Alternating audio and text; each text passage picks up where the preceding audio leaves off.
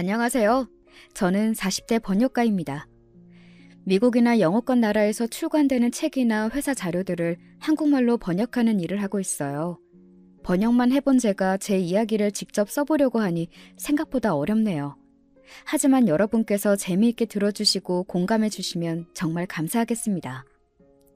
저희 두 사람은 부부가 되는 이 자리에서 부모님과 참석하신 여러분 앞에서 다음과 같이 서약합니다.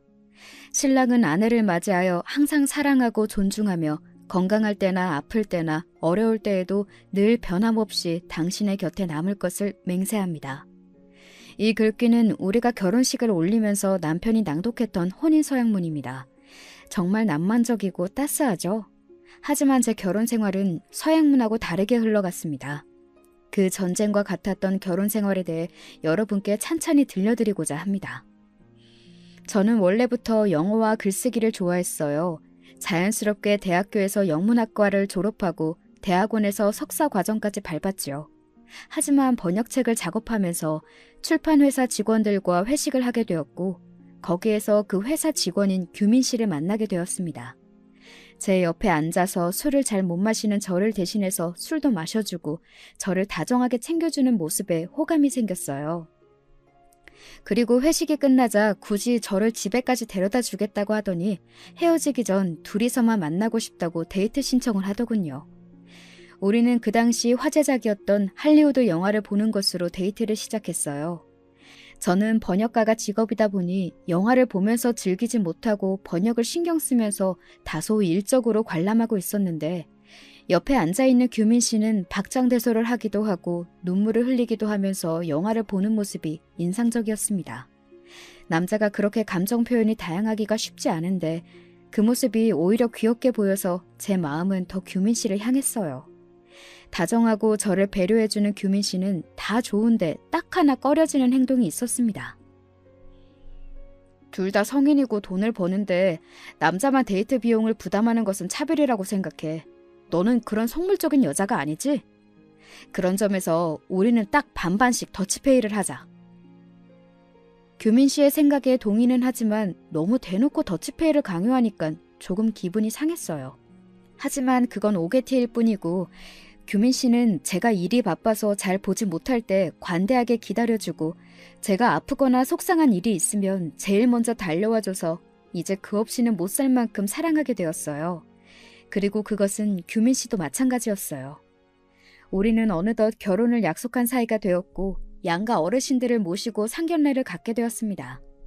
처음 예비 시모의 얼굴을 보고는 저는 깜짝 놀랐습니다. 박색이 그런 박색이 없었어요. 탤런트 전원주 씨도 우리 시모 얼굴에 비하면 아주 고운 얼굴이라니까요. 키는 초등학생 수준으로 작고 파마 머리에 눈썹 문신이야 워낙 우리 주변에 어머님들이 많이 하시는 거라 괜찮았어요. 하지만 얼굴이 크고 넙대대하고 눈이 작고 짝 찢어진 데다가 콧방울은 두툼한데 콧대는 거의 없다시피 해서 콧구멍만 훤히 보였어요. 그에 비해 입은 어찌나 크신지 말씀하시는 내내 그 입만 보게 되더라고요. 저도 모르게 예비 시모 옆에 계신 예비 시부와 예비 신랑 그의 여동생까지 보고 있노라니 휴 정말 다행이다 이런 생각이 들었습니다. 시부는 준수한 외모셨고 시누이와 예비 신랑은 시모보다는 오히려 시부를 닮은 것 같더라고요. 그래서 네 분의 가족에서 예비 시모만 아주 툭 튀어 보였습니다. 아니나 다를까 예비 시모는 말투도 고상한 쪽하고는 거리가 멀어 보이셨죠. 그래, 아가씨는 결혼하면 집에 눌러 살 건가? 아니면 지금처럼 계속 직장을 다닐 건가? 요즘 여자들이 교육도 잘 받고 했는데 설마 직장을 그만두는 것은 아니겠지? 기차통을 삶아먹었는지 목소리가 크고 우렁차서 처음 그 말씀에 정신이 번뜩 들 지경이었어요. 어머님, 저희 친정 어머님도 옛날부터 맞벌이를 하셨답니다. 그리고 저 대학원까지 열심히 공부했는데 일을 그만둔다는 생각은 안 해봤어요. 계속 일할 거예요. 오, 그래? 그거 듣던 중 반가운 소리구만. 젊은 여자들이 요즘에는 직장도 안 다니고 애도 한 명 낳고 집에서 뭐 하려고 그러나 모르겠더라고. 난 그 꼴은 못 보겠던데 아가씨는 아주 사상이 바르구만. 네, 잘 봐주셔서 감사합니다. 그런데 어머님께서는 무슨 일을 하세요? 제 질문에 갑자기 예비 시모는 얼굴이 어둡고 당황하는 기색으로 막 얼버무리기 시작하는 겁니다. 그때 갑자기 예비 신랑이 끼어들어 시모 대신 대답을 해주었습니다. 우리 엄마는 죽사업 하셨어. 지금은 잠시 다른 사업 구상 중이라 집에 계신 거지만 금방 또 새로운 사업 하실 거죠, 엄마? 물론이지. 나야말로 결혼하고 일을 쉰 적이 없이 우리 남매들 키웠다고. 말이 나와서 말인데 내가 좋은 사업 아이템이 있는데 아가씨 모아놓은 돈이 있으면 나한테 투자 한번 해보겠어요? 점점 대화가 정상에서 벗어나니 우리 친정 부모님의 안색이 나빠지셨습니다. 지금 이런 대화를 할 때가 아닌 것 같습니다. 서로 아이들 결혼에 승낙하신다면 결혼 일자를 얘기해보시면 어떻겠습니까? 예, 사돈 어르신 말씀이 맞습니다. 여보, 우리 애들 결혼 날짜를 잡아봅시다. 무한해진 예비 시모는 그제서야 입을 좀 다물고 분위기는 다시 조용해졌습니다. 서로 집안 간에 크게 기울고 참이 없이 비슷한 사정이다 보니 딱히 우리 결혼에 대해 반대하지 않으시고 결혼 날짜와 장소를 정하면서 상견례 자리는 잘 마무리되었습니다. 그 자리가 저에게 좋았던 것은 남편의 여동생은 저보다 1살 어린 또래인데다가 성격이 좋고 말도 잘 통해서 우리는 금세 자매처럼 친해졌다는 것입니다. 오빠 한 명만 있던 저는 여동생이 생긴 것 같아서 좋았고 서로 전화통화도 자주 하고 가벼운 선물도 하면서 우리는 더 가까워졌어요. 결혼을 준비할 때 예비 신랑과 말이 잘 통하지 않을 때 예비 시누이와 얘기하면서 많은 도움을 받을 수 있었어요. 현아 씨, 어머님이 당신 다이아 반지는 꼭 받고 싶어 하신다고 들었거든. 오빠도 자기 엄마가 사업상 체면 때문일 거라고 나한테 좀 해주라고 강요하고 있어서 좀 고민돼. 전셋집 때문에 여력이 없어서 내 다이아 반지도 안 하고 넘어가려고 하는데 어머니 것은 맞춰드려야 하는 걸까요? 언니, 우리 엄마 요구 일일이 맞춰주다가는 집안 뿔이 뽑힐 거예요. 언니 결혼 반지도 못하는데 우리 엄마만 해준다고. 아니, 우리 오빠가 정말 그렇게 얘기했어요? 그건 좀 경우가 아니지. 그리고 우리 엄마가 지금 만나는 사람들이 뭐 대단하다고 사업상 체면이래. 참나. 아니, 안 그래도 궁금했는데 어머님이 무슨 사업을 하셨었어요? 아유, 사업이랄 것도 없어요, 언니. 예전에는 밀수를 좀 오래 하셨다고 들었는데 그걸로 돈은 좀 버셨는데 툭하면 경찰에 잡혀가고 나중에 한 번은 진짜 징역 살 뻔했거든요. 그 뒤로 밀수 접고 화장품이나 생활용품 방판 사업 있죠? 다당에 판매 같은 것을 이것저것 했었어요. 엄마가 사람들 만나는 거 좋아하고 이거 사라 저거 사라 그런 얘기 쉽게 하는 성격이라 일은 잘 맞는데 돈벌이는 그냥 그랬던 것 같아요. 아빠 월급으로 주로 살았지 엄마가 돈을 얼마나 벌었는지 딸인 나도 잘 모르겠는데요. 결혼식을 올린 뒤에도 시모의 성격이 저와 잘 맞지는 않았지만 시부는 점잖으셨고 그리고 이렇게 잘 통하는 시누이가 있어서 결혼 생활을 그럭저럭 잘하고 살았습니다. 알콩달콩한 신혼생활을 하다가 이내 곧 우리 딸 수연이를 임신하게 되었습니다. 저는 회사에서 하던 일을 정리해서 재택이 가능한 번역일로 돌렸습니다. 그래서 배가 불렀어도 집에서 계속 일을 하면서 돈을 벌고 있었어요. 하지만 어느 날 남편은 씩씩대면서 집에 들어왔습니다. 나 결국 이 부장하고 한판 했어. 그 자식이 자꾸 내 보고서가 신임만도 못하다는 둥 찌질하게 군생활까지 들먹이는 거야. 내가 만기 전에 못한 건 어딘가 고장나서라고. 그게 몸이던 뇌이던 말이야. 날 무슨 장애자 취급하는데 그만 못 참고 그 자식 뺨을 한 대 후려갈고 회사 나와버렸어. 나 내일부터 그딴 회사 안 나갈 거야. 여보, 아무리 화가 나도 그렇죠. 그렇게 갑자기 회사를 나가버리면 어째요? 나 아무 생각 없이 그만둔 거 아니야. 그 전부터 퇴사하려고 했고 다 계획해둔 게 있으니 말이야. 아, 그럼 다른 이직할 회사가 있는 거죠? 아니, 평생 직장 공무원이 될 거야. 이제 공무원 시험 공부해서 붙으면 그만이지. 정말 철딱선이 없는 남편이었습니다. 공무원 시험이 어디 그리 쉽나요? 남편의 말에 전 한숨부터 나왔습니다. 하지만 이미 회사에 그 난리를 치고 나왔으니 다시 돌아갈 수도 없고 남편의 공무원 수험 생활을 반대할 수 없었죠.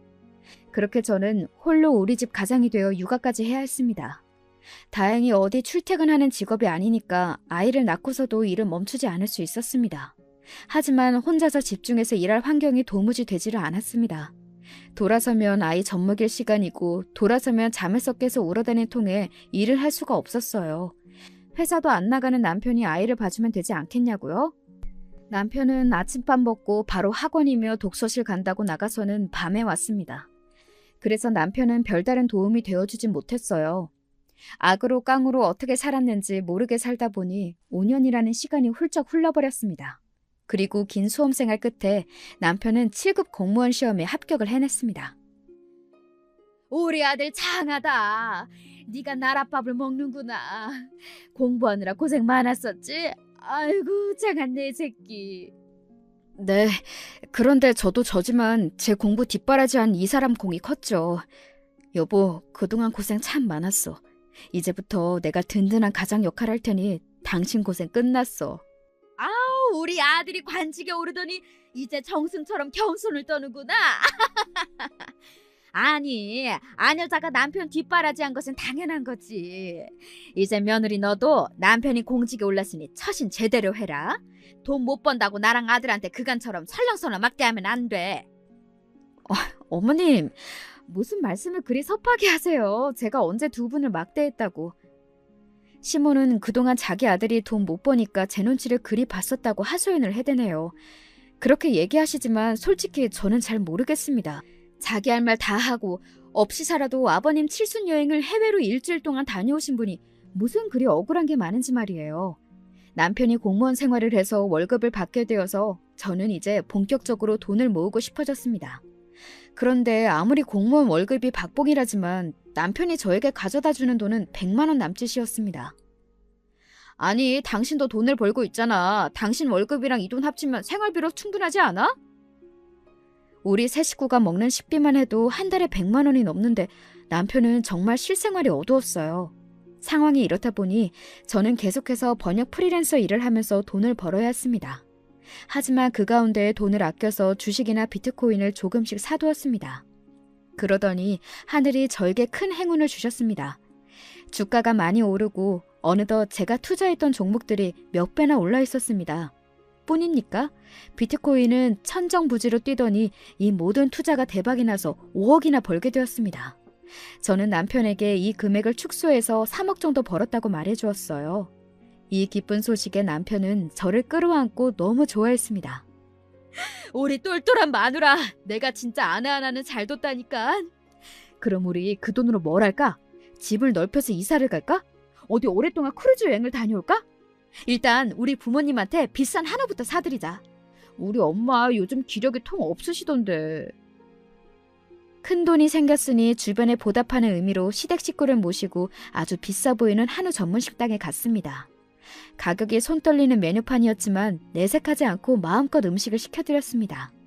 그리고 식사를 마칠 때쯤 시모는 신이 나서 말씀하셨어요. 세상에 이런 경사가 있구나. 그런데 말이다. 나도 아주 좋은 소식을 갖고 왔다. 너희들 어릴 때부터 같은 동네 살던 경희 이모라고 알지? 그 이모가 원래 음식 솜씨가 좋았는데 최근에 일했던 한식당에서 나와서 자기 가게를 차리겠다네? 그런데 얘가 나를 워낙 의지하니까 나한테 같이 동업하자고 하대. 오늘 여기 한우집 식당에 와보니 내가 딱 경이랑 소고기집을 차리면 되겠다 싶다. 뭐 다 갖춰졌는데 한 가지 부족한 게 자본금이었어. 헌데 우리 며느리가 3억이나 벌었다고 하니 이것은 바로 하늘의 뜻이다 이거야. 내가 사채 이자만큼 매달 주마. 3억 5천만 있으면 가게 차릴 수 있으니 좀 빌려주겠니? 엄마한테 그런 좋은 생각이 있으셨어요? 마침 우리도 이 돈 아직 뭐 했을지 생각 안 했으니 빌려드릴게요.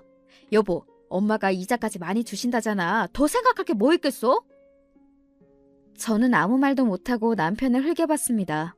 그 거금을 부부끼리 상의도 안 하고 바로 이 자리에서 바로 드리겠다고 해버리면 참 곤란하니까요.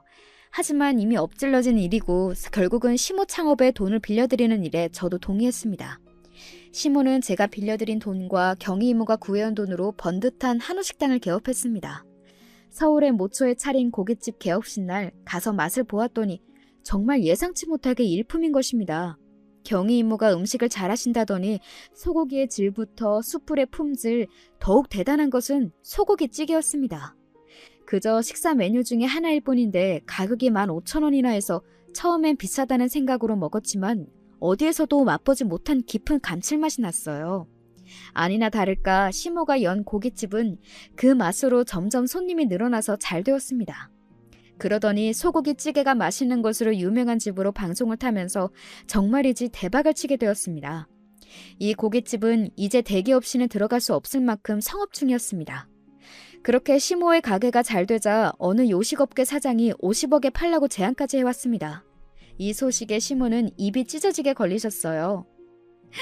내가 이날까지 말아먹은 사업도 많고 번번이 돈벌이도 안 되었는데 이제 말년에야 내 복이 필요나 보다. 이렇게 가게가 잘 되었지만 시모는 초기 투자금을 빌려주었던 저에 대한 고마움은 없어 보여서 조금 섭섭했습니다. 그뿐이 아니라 매달 보내기로 한 이자 300만 원도 자꾸 안 보내시는 겁니다. 하루 매출이 몇천만 원인 대박집에서 이자 300만 원을 까먹는다는 것은 이치에 맞지 않잖아요. 시모가 저를 무시하는 게 아닌가 싶기까지 했어요. 그리고 남편은 늘 제가 벌어오는 월급에 고마워했는데 이제 제 돈은 푼돈 취급을 하고 있습니다. 자기 월급에서 100만 원만 집에 가져다 주고 남은 것은 자기가 쓰고 거기에 시모에게서 한 번씩 용돈을 받는 눈치인데 왠지 저에게는 아무런 돈도 선물도 없는 것입니다.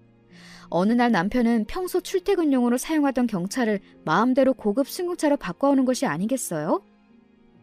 아니 당신 무슨 돈이 있어서 이런 비싼 차를 덜컥 산 거예요? 내 나이에 제네시스 정도 타주는 게 무슨 대수야? 내가 경차 못 타겠다고 졸라대니 돈 잘 버는 우리 엄마가 바로 이 차를 사주셨네. 어머님도 참.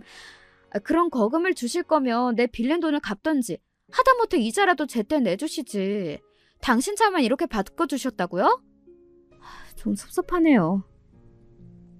이게 왜 나만 좋은 일인가? 우리 가족이 다 탈 차인데. 시승식 할 겸 엄마 가게까지 태워줄게. 저는 부하가 치밀어서 거절하고 집으로 들어왔고 남편만 혼자 신이 나서 시모에게 새 차를 보여주러 나갔습니다. 갑자기 생긴 돈으로 남편도 시모도 점점 사치스럽게 변해가는 것이 눈에 보였어요. 역시 사람은 감당 못할 돈벼락을 맞으면 티가 나는 법인가 봅니다. 하지만 이 사람들은 더 큰 돈을 노리고 해서는 안 될 생각까지 하게 되었어요. 너희들이 결혼한 지 얼마냐? 벌써 10년도 더 넘는다. 그러다가 덜커덕 이혼해봐라. 저기 우리 건물 김씨네 며느리도 집에서만 놀던 가정주부가 이혼한다고 재산 분할을 거의 반이나 떼어갔다고 하더구나. 이게 도둑년이지 않고 뭐냐? 괜히 우리도 그런 사단 나기 전에 뿌리를 뽑아야 돼. 안 그래도 그 며느리년이 내 눈에 가시였는데 이번 기회에 갈라서라. 에이, 그래도 우리 수연이 엄마이고 함께 산 세월이 있는데 그렇게까지 해야 할까요? 처음에 시모가 강하게 이혼을 권했을 때 남편은 의리를 지켰었다고 합니다. 하지만 사람 마음이 참으로 간사한 것이더군요. 시모의 구슬림 뒤 남편이 찬찬히 보니까 점점 아내가 다르게 보였던 것이지요. 구독자 여러분은 아시지요? 사람이 눈에 보이는 조건과 돈 외에도 얼마나 중요한 것이 많은 것인지요. 쥐뿔 하나 없었던 시댁이 이만큼 잘 사게 된 데에는 제 공이 적지 않았습니다. 투자금은 떠나서 남편이 무직으로 살 때 우리 수연이 출산 병원비조차 없을 때 모든 생활비는 제가 모은 돈과 친정에서 도와주신 돈으로 해결했죠. 그리고 시모가 무릎 인공관절 수술할 때나 그 외에 시부가 아프실 때마다 제가 그 병원비 등을 해드렸습니다. 그뿐인가요? 신우이가 시집갈 때에도 시댁에서 돈 없다고 나몰라라 할 때 그냥 시집 보내기가 짠한 마음에 제가 500만 원 주면서 신혼여행비에 보태라고 했습니다. 그리고 남편이 공무원 시험에 떨어져서 흔들릴 때마다 마누라로서 바가지 한번 긁지 않고 든든히 지원해 주었지요. 그런데 이제 와서 그런 저의 모든 수고와 공은 아무것도 아닌 것이 되어버리나 봐요. 남편은 시모가 이혼을 종용하고 나서부터 하루가 다르게 저를 대하는 태도가 냉랭해 갔습니다. 어느 출근 준비를 바쁘게 하던 아침이었습니다. 아, 이게 아니잖아. 당신 그렇게 센스가 없어서 어디다 쓸래? 10년 넘게 살면서 아직도 내 취향을 못 맞추겠어? 이번 주 세미나 교육에 갈 때 자료들이랑 책이 모두 담길 수 있는 큰 사이즈의 가방을 사오랬지. 누가 어딜 마실 가냐? 여기에 자료가 다 안 들어가잖아. 어머머, 조금 작네? 아, 미안해요. 내가 오늘 가서 사이즈 더 큰 걸로 바꿔올게. 그런데 그러면 그렇다 말을 하면 되지. 왜 그리 짜증내고 썽을 내요? 당신이 미련 곰탱이처럼 답답하니까 그렇지. 집에서 살림만 하니까 더 미련해지는 거 아니야?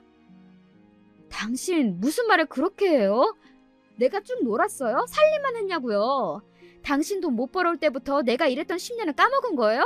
비날 수치가 너무 높아서 일을 쉰 지 1년도 안 됐수다. 진짜 너무하네요, 당신. 아, 됐어. 아침부터 기분 잡치게. 아휴, 나 출근해. 정말 별것도 아닌 것에 트집을 잡고 과하게 화를 내고 짜증을 내는 남편의 모습에 저도 점점 스트레스가 커졌습니다. 이런 게 이혼 사유라기엔 사소하지만 진짜 별거라도 하고 싶네. 이런 마음이 들던 어느 날 시댁에 갔다가 남편이 시모와 얘기하는 것을 엿듣게 되었습니다. 그동안 이혼 생각은 좀 해봤냐? 아, 왜 쟤를 계속 네 마누라로 달고 다니는 거야? 으이그 모질지 못한 놈. 어서 정 떼어버려. 너 심 사장 알지? 내가 저번에 얘기한 우리 고깃집 사고 싶어하는 작자 말이다. 얘야, 듣자 하니까 심 사장한테 여식이 하나 있다는구나. 이혼한 지 몇 년 된 혼자 사는 얘인데 나이도 너랑 비슷하고. 어떠냐? 엄마도 참 뭐가 어때요. 40대 후반이 늑다리 이혼녀랑 나랑 뭐 어쩌라고. 남편은 여자의 나이가 많은데 자기랑 붙여주려고 하는 시모에게 기분 나쁘다는 반응이었습니다. 뭐 나이야 좀 많긴 한데. 아유, 이 멍충아. 심 사장 재산이 얼만데 그런 철없는 말을 하는 기야? 우리 고깃집 50억도 사려는 작자인데 돈이 얼마나 많겠냐고. 게다가 그 집 딸이랑 결혼만 해봐라. 나중에 심 사장 죽으면 그 돈 다 우리 것이 되는 거야. 그러니까 별 볼 일 없는 친정 가진 네 마누라 같은 건 이제 필요 없어. 이혼해! 그제야 남편은 심드렁하던 태도를 바꾸어 흥미롭다는 눈빛으로 시모 이야기를 경청하기 시작했습니다. 그럼 엄마, 나 진짜 저 사람이랑 이혼하고 심 사장 딸이랑 어떻게 해봐? 아주 요즘 관청 다니기 죽을 맛이긴 해요. 5년 죽자고 공부해서 들어가긴 했는데 왜 그렇게 일도 많고 진상도 많은지 일하기 힘들어 죽겠어. 아, 누가 공무원이 일 조금 하고 편하다고 한 거야? 그 심사장 딸이랑 결혼하면 공무원 때려칠 수 있겠지? 아유, 두말하면 잔소리지. 몇백억의 자산가가 장인어른인데 널 그딴 공무원이나 하게 두겠냐? 나도 고깃집 하느라고 삭신이 쑤셔서 미치겠어. 아유, 돈은 잘 벌리는데 어디 하루라도 쉴 수가 있어야 말이지. 그냥 심사장한테 팔고서 그 돈으로 놀고 먹고 싶긴 한데 하루 매상 보면 또 지금 팔기엔 아깝고. 아유, 마음이 오락가락한다. 남편과 시모는 둘이서 속닥거리면서 저를 내치고 새로 남편과 짝지을 여자까지 상의하는 지경에 이르렀던 것입니다. 사람이 돈 앞에 눈이 횟가닥할 수도 있겠지요. 하지만 그 고깃집은 제 덕에 차릴 수 있었던 곳입니다. 사람이라면 그런 은혜를 갚는 것이 우선 아닐까요? 심지어 시모는 잘되는 고깃집이 힘들다며 팔고 싶어서 난리이고 남편은 제 뒷바라지 끝에 합격한 공무원 생활을 그만두고 싶어서 난리이고 그냥 놀고 먹을 생각 외에는 하지 않는 사람들이지 않을 수가 없네요. 저는 지난 세월에 대한 후회로 가득 차올랐습니다. 조용히 시댁에서 나와서 걷다 보니 동네 놀이터가 보여서 벤치에 앉아서 옛날 생각도 하고 남편에 대한 원망으로 눈물이 나서 손으로 훔치고 있었습니다. 놀이터에 아이들이 많지는 않았지만 4, 5살로 보이는 아이 2명이 엄마들과 함께 놀고 있었습니다. 우리 수연이도 저런 나이가 있었지. 저 때 정신없이 혼자 일하면서 수연이 키웠어도 참 행복했는데 지금은 돈이 많아졌다 한들 무슨 소용이란 말인가. 정말 사람들이 다 싫고 원망스럽다. 저런 남편과 시모 따위. 그래, 이혼해주자. 보고 살아봐야 나만 쓸데없는 인간 취급하고 구박할 것이 아닌가. 이렇게 자포자기의 심정으로 제가 이혼하고 물러나주기로 마음을 먹고 있었어요. 그때 제 전화벨이 울렸습니다. 신우이 현아였어요. 언니, 나 지금 엄마 집에 왔는데 갑자기 언니가 사라졌다고 하네요. 어디 갔어요? 현아야, 나 너무 억울하고 서러워서 어떻게 하면 좋니? 저는 마음이 안심되었는지 신우이 목소리에 눈물부터 나와버렸고 신우이는 제가 어디에 있는지 묻고는 오래지 않아 저를 찾으러 놀이터로 왔습니다. 아니, 언니 여기서 왜 이러고 있는 거예요? 우리 엄마가 또 언니 구박했어요? 구박을 넘어서 날 버리겠대. 내쳐 버리겠다고. 오빠랑 어머님이 작당하고 있다고. 저는 신우이에게 제가 들었던 이야기를 들려주었습니다. 신우이는 놀라기는 했지만 제 예상만큼 놀라 보이지는 않았습니다. 언니, 가게가 바빠서 요즘 내가 주말에 일 도와주고 있었잖아요. 사실 엄마랑 오빠가 그런 얘기하는 걸 듣긴 했었어요. 그 심사장 데리고 와서 엄마가 알랑방구 끼는 것도 봤었죠. 하지만 내가 40년 넘게 살면서 우리 엄마란 사람이 어떤지, 우리 오빠도 그렇고 그런 사람이라는 거 왜 모르겠나요? 괜히 둘이서 헛물 삼키고 있는 거라고 넘겨버렸죠. 언니가 우리 집에 해준 게 얼만데요. 그동안 언니한테 받아온 거 잊어먹고 진짜 행동으로 옮기면 그게 내 오빠와 엄마여도 그냥 못 봐요, 나는. 내가 옆에서 그 사람들 말리고 그런 짓 못하게 해줄게요. 언니가 그렇게 이혼해주면 우리 수연이는 어쩌고요? 우리 착하고 여린 수연이가 엄마 아빠 이혼하는 걸 받아들일 수 있겠어요? 언니가 엄마로서 마음 단단하게 먹어요. 오빠가 뭐라든 엄마가 뭐라든 무시하고 언니 할 일만 하면 저러다가 말 거예요. 역시 신우이는 현명했습니다. 그 말을 들은 저는 단번에 설득이 되었습니다. 사실 지금 당장 심 사장 딸이 이 집에 온 것도 아니고 저에게 이혼하자고 달려든 것도 아닌데 제가 잠시 마음이 약해졌던 걸 깨닫게 되었습니다. 우리 딸을 생각해서라도 정신을 차리고 내 가정 지킬 것이고 내 투자금에 들어간 고깃집도 지켜낼 것입니다. 저는 신우이와 팔짱을 끼고 시댁에 들어가서 시모를 찾았습니다. 어머님, 드릴 말씀이 있어요. 아니, 너는 갑자기 사라져서는... 그래, 뭐냐? 어머님 고깃집 차리실 때 제 돈 3억 5천만 원 말이에요. 그 이자 왜 자꾸 안 주시는 거예요? 지금 하루 매상이 얼마인데 그 돈을 떼어 먹으시는 건가요? 아니, 가족끼리 뭘 그리 매정하게 그러고 나서냐? 알았다, 주면 될 것 아니냐? 한두 달 주다가 밀리고 그러셨으니 믿음이 안 가서요. 제가 채권 도축을 법적으로 하기 전에 그동안 밀린 이자 싹 갚아주시고요. 계속 이자가 연체되면 원금하고 한꺼번에 갚아주셔야 합니다. 제가 눈에 쌍심지를 켜고 분명하게 말씀드리니까 그제야 시모는 얼렁뚱땅 넘어가면 안 되겠던지 밀린 이자를 제 계좌로 보내주었습니다. 하지만 아직도 여전히 밀린 이자를 보내주지는 않고 차일피일 미루면서 쌓여 있었지요. 전 이제 남편도 시모도 정이 뚝 떨어져서 잘해주고 싶은 마음이 들지 않았습니다. 그리고 당신도 앞으로 공무원 월급 받은 거 고스란히 갖고 와요. 생활비를 자꾸 제대로 안 주는데 그러면 내가 당신 월급 차압 들어갈 거야. 뭐? 내 월급을? 아니 갑자기 왜? 싫어! 내가 계산기 가져와서 다 따져볼까요? 결혼해서 그동안 내가 번 돈 다 합쳐도 당신이 지금부터 은퇴 때까지 벌 돈은 돼야 할걸? 우리 수연이 학원도 늘릴 거고 나도 번역 사업하느라 생활비 못 내니까 앞으로는 당신 월급으로 우리 생활해야 해. 아니 제가 뭘 잘못 먹었나? 갑자기 왜 저렇게 눈에 쌍심지를 켜고 돈돈거리는 거야?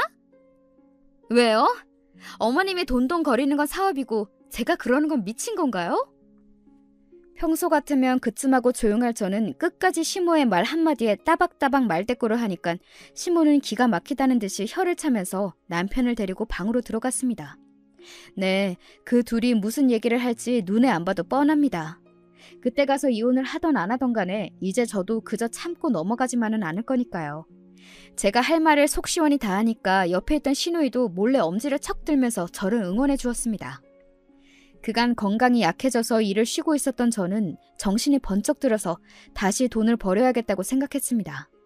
투자하고 주식에 신경 쓰는 것이 저와 맞지는 않았지만 은행에 적금을 하는 것처럼 시모가 보내주는 이자 300만 원을 생활비로 쓰지 않고 모두 주식과 가상화폐에 투자했습니다.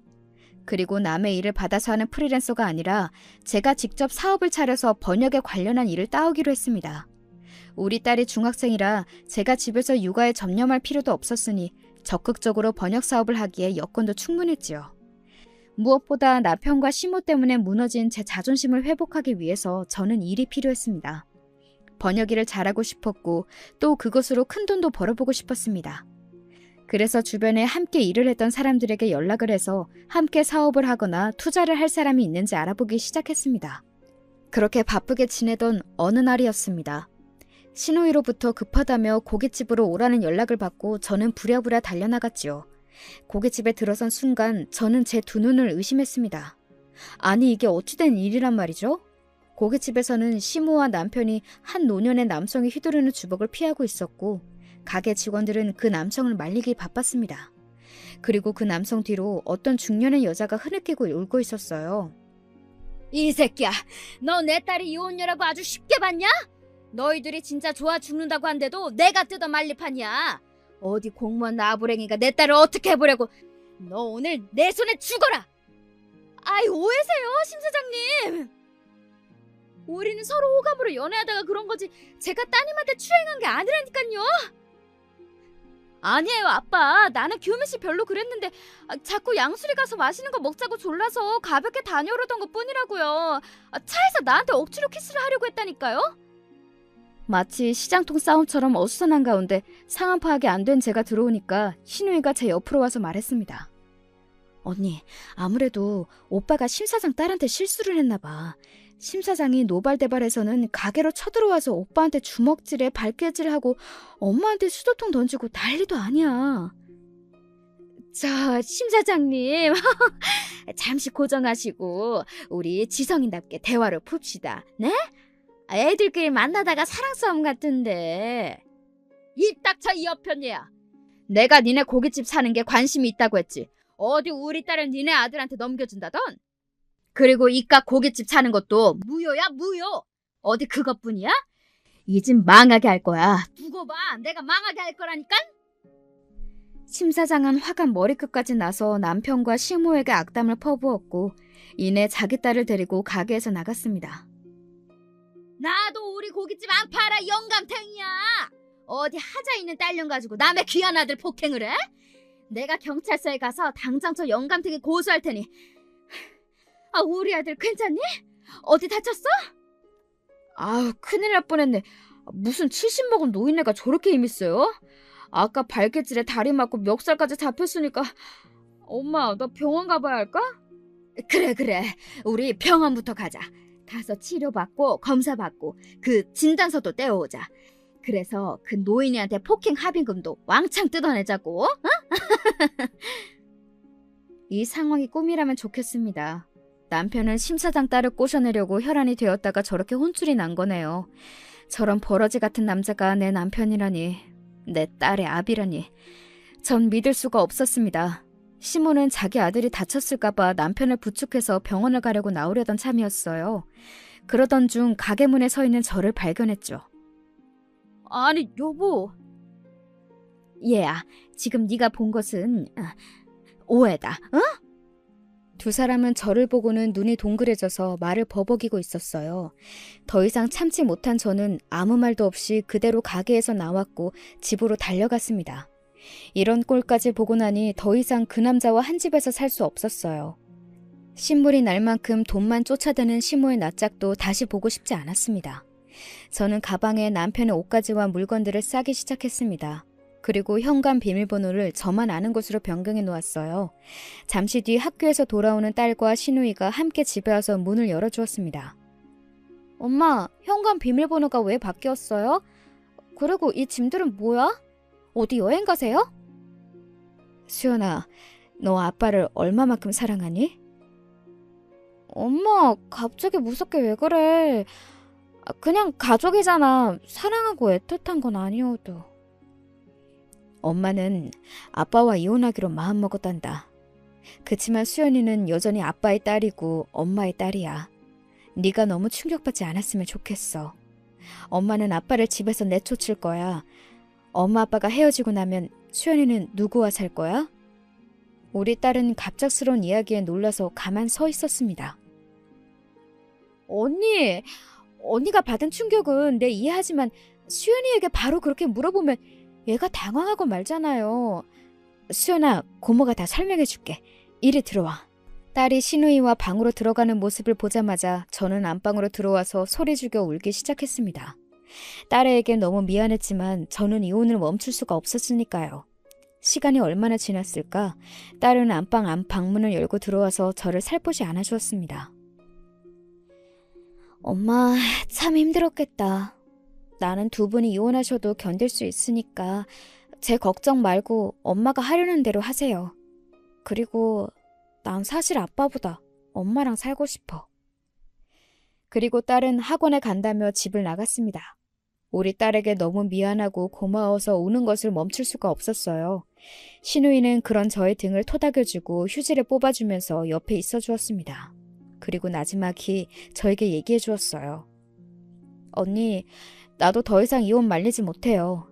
이런 꼴까지 보고 들었는데 어떻게 같이 살겠어? 나도 결혼해서 애 키우고 사는 여자로서 언니가 너무 가여운걸. 미안해요. 우리 오빠랑 엄마가 한 짓 정말 내가 미안해요. 신우이는 진심으로 저에게 미안해하면서 같이 울어주었습니다. 밤이 돼서 남편은 집에 들어오려고 했지만 그는 현관문을 열 수 없어서 벨도 눌러보고 저에게 전화도 했습니다. 이제 당신과 내 인연은 끝이야. 현관 밖에 있는 트렁크 짐 들고 당신만 나가주면 좋겠어. 어차피 이 집도 거의 내가 번 돈으로 장만한 거니까 불만은 없을 거야. 아, 여보 오해야. 어떻게 된 일인지 사람 말은 좀 들어주고 해야지. 이렇게 매정하게 이러는 법이 어딨어? 나 병원에서 진단까지 받았다고. 많이 다치고 아파. 집에서 쉬어야 한단 말이야. 문 좀 열어줘. 응? 네가 개수작 버리다가 당한 일이니까 당해도 싸. 다시는 이 집에 발들일 생각도 말고 당신 엄마한테 가서 전해. 내가 빌려준 돈과 그동안 밀린 이자 한 달 안으로 갚으라고. 갚지 않으면 바로 고깃집 담보로 압류 행사할 거야. 아니 뭐라고? 당신이라는 여자 진짜 냉정하네. 지금 돈이 문제야? 남편이 다쳤는데 엄마 고깃집도 큰일이 생겼는데 이제 와 돈을 빼가? 애초에 내 돈 3억 5천이 없었다면 그 고깃집 있지도 않았어. 잔말 말고 당장 내 은행 계좌에 다 갚고 당신에게는 이혼 청구장이 갈 테니 사인해서 보내. 50 다 된 늙은 여자 데리고 살아준 거에 감사해야지. 하늘 같은 남편을 내쫓아? 나도 너랑 안 산다. 모든 게 네 뜻대로 될 줄 알아? 남편은 이렇게 화를 내고 트렁크를 들고 집에서 사라졌습니다. 저는 며칠 뒤 변호사를 고용해서 남편에게 이혼 청구를, 그리고 시모의 고깃집에는 법원에 지급명령 신청을 받고 가압류를 걸어두었습니다. 이런 법적 조치가 들어가자마자 시모는 저를 찾아왔습니다.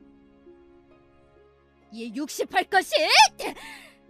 시모는 저를 보자마자 욕설을 날리면서 다짜고짜 제 머리통을 손으로 쳤습니다. 갑작스러운 폭행에 당황해서 한 대 맞고 말았지만 그 다음에 날라오는 시모의 손을 세게 잡았습니다. 놔, 이년아. 내 손 안 놔! 넌 더 맞아봐야 해.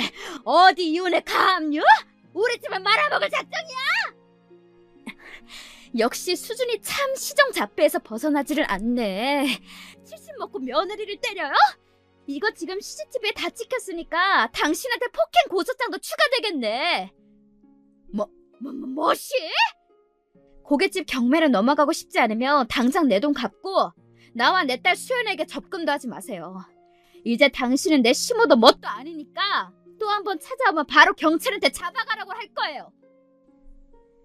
겪은 바 없이 제가 세게 나가니깐 시모는 그때야 상황 파악이 되었는지 꼬랑지 내린 개마냥 저의 비위를 맞추려고 했습니다. 얘야, 우리가 함께한 세월이 얼마냐. 우리가 가족인데 어려울 때일수록 서로 믿고 도와야지. 참네. 그래, 말 한번 제대로 했네. 내가 당신들 먹여 사는 세월이 10수년이야. 그런데 고마워하고 은행 갚기는커녕 내가 잠시 일 쉬는 동안 구박이나 했지? 내 덕에 차린 고깃집 잘 되었을 때 나한테 고마워했어요? 그래놓고 이제는 돈 많은 집 여식 꼬셔내라 본처가 이렇게 눈 뜨고 살아있는데 그걸 아들한테 사주해? 그러고도 당신이 인간이에요? 시모는 제가 모든 상황을 다 꿰뚫고 있는 것에 몹시 당황했습니다. 저는 더 이상 그 늙고 못생긴 얼굴을 마주하고 싶지 않았습니다. 시모가 뭐라 하든지 말을 더 이상 듣지 않고 집 안으로 들어와 버렸습니다. 그 뒤로 저는 변호사를 통해서 남편과의 이혼과 시모에게 빌려준 돈도 회수하는 절차를 밟았기 때문에 남편과 시모를 만날 필요가 없었습니다. 그들을 만나면 제가 화병 나서 어떻게 될 것만 같아서 모든 연락을 차단하고 만나는 것을 피했습니다. 다만 신우이만큼은 계속 연락하며 전처럼 지냈습니다. 어떨 때는 시누이도 한 핏줄이고 가족이니 미운 감정이 들었지만 결혼해서 사는 동안 유일한 제 편이었고 지금도 저에게 잘해주는 시누이와의 인연은 멈추고 싶지 않았습니다. 저에게 표현은 안 해도 시누이도 마찬가지였던 것 같습니다. 그리고 남편과 자기 엄마가 얼마나 시누이를 볶아되겠습니까? 제가 멈추도록 설득해 보라면서요. 하지만 시누이는 저에게 티내지 않고 자기 집 사람들의 일은 웬만해서는 얘기하지 않았습니다. 오히려 조카인 수연이가 부모의 이혼을 잘 받아들이고 지내는지 상처받지는 않았는지 신경 쓰고 애써주는 모습에 고마웠습니다. 남편과 시모는 재산 분할과 수연이의 친권 문제 그리고 채권 회수에 대해 크게 저항했지만 다행히 능력 있는 변호사가 중간에 잘 처리해 주어서 대부분 제가 원하는 대로 결과가 나왔습니다. 1년 조금 넘게 시간이 걸렸지만 수연이의 양육권과 지금 살고 있는 집도 저에게 돌아왔습니다. 그리고 시모에게 빌려준 원금과 이자에서 남편이 그동안 결혼 생활에 기여했다고 계산된 1억 정도를 제외하고는 돌려받을 수 있었습니다. 이혼하기로 마음먹고부터 원래 추진하려던 번역 사업을 더욱 매진해서 하고 있었습니다. 수연이를 챙기면서 열심히 제 사업을 하면서 시간이 흐르고 나니 소송 결과도 마무리되었고 제 돈도 돌려받았으니 좋았습니다. 그간의 제 사업은 어느 궤도에 올라서 흑자로 전환되었고 가지고 있던 재산이 불어나서 수연이가 고등학교로 올라갈 무렵 파라군 지역으로 이사를 갈 수 있었습니다. 그렇게 충실하게 다른 데 눈 돌리지 않고 육아와 일에만 외진하고 살면서 남편과 시댁일에 대해 관심을 끊고 살고 있었죠. 시누이의 생일이 되어서 저는 생일 선물로 백화점 상품권을 보내면서 오랜만에 통화를 하게 되었지요. 언니 너무 바쁜가 봐요. 우리 연락한 게 얼마 만이에요? 맞아. 나 그동안 참 바삐 살았지. 건강하게 잘 지내고 있어? 고모부랑 애들도 잘 있는 거지? 네, 우리 가족들 모두 건강하고 잘 지내고 있어요. 우리 오빠랑 집이 문제지 뭐. 응? 왜, 그동안 무슨 일이 있었어? 언니 성격에 괜히 우리 집 일 알아봐야 마음 복잡할 것 같아서 내가 그동안 얘기 안 했는데. 이제 해도 돼요? 나 이제 마음 정리도 다 되었고 요즘 사는 게 평안하고 좋아. 뭐 전 남편 소식 정도야 들어볼 수 있지. 그때 심 사장네가 고깃집 와서 일이 벌어진 그 이후에 가게 난리통에 지역 엄마들 카페에 글이 올라왔었나 봐요. 단골 손님 중에 누군가 그 일을 보고 듣고 인터넷 카페에 여기 사장 아들인지가 자기 본처가 있는데도 어떤 돈 많은 집 이혼한 딸을 꼬시고 있었다. 그런데 멍청하게 꼬시지도 못하고 여자가 싫어하는 걸 억지로 하다가 그 돈 많은 아빠가 가게에 와서 뒤엎었다. 요즘 장사 잘 돼서 입소문난 땡땡땡 소고기집인데 그 아빠가 비싼 값에 인수하려다가 파토나고 아주 막장이었다고 말이죠. 이 글은 일파만파 퍼져나가서 돈에 미친 가게로 동네 소문이 나면서 손님들이 끊기기 시작했어요. 그리고 가게에서 불만을 가졌던 사람들이 하나둘 말을 다 하더니 평판이 아주 바닥을 친 거예요. 주말에는 하루 매상이 5천만 원이나 하던 대박집이 하루아침에 망해버렸으니 우리 엄마랑 오빠랑 다 큰일 나버렸죠. 그런데 언니가 투자금이랑 이자 빼가겠다고 했으니 엄마는 매일 언니랑 심 사장, 동네 사람들까지 욕을 했어요. 그래도 이 소문이 좀 잠잠해지면 괜찮겠지 하는 마음으로 가게 접지 않고 계속 영업을 했는데 한 달이 가고 두 달이 지나도 이전처럼 가게가 회복이 되지 않더라고요. 그냥 가게 월세만 겨우겨우 내는 수준? 이렇게 어려울수록 같이 하는 직원들 더 잘 대해줘야 하는데 엄마가 속상한 마음에 직원들을 막대하니까 일 잘하던 직원들도 나가고 결국 우리 소고기찌개 개발해줬던 친한 경희 이모도 엄마한테 질려서 나가버렸어요. 그럼 누가 소고기찌개를 하냐고요? 다른 주방 이모를 고용해서 그 맛을 내라고 아무리 해도 그 맛이 안 나는 거죠. 결국 그나마 남아있던 손님들도 우리 가게를 외면하더니 결국 이제 아예 문을 닫게 되었어요.